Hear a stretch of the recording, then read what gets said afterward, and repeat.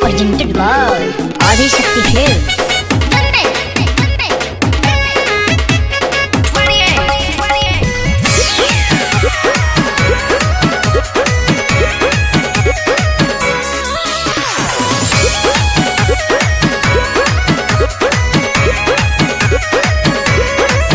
रउआ बाली बंगाल से ले आवे के बाद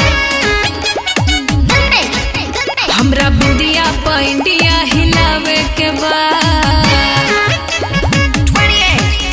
रउआ बाली बंगाल से ले आवे के बाद हमरा बिंदिया इंडिया हिलावे के बाद रेट होके जमुना के खूबे बढ़ चढ़ के हथवा के चूड़ी सैया चाही चंडीगढ़ के जदी लेके नहीं आई पता करब झगड़ा हे धनी हो कि हम ले ले आई राजस्थानी घाघरा ही लई हो पेन के दिलिया घरा सचो भैया ले ले आओ राजस्थानी घाघरा ही लई है भौजी दिलिया घरा। तू लोग तो छुपे रहलो।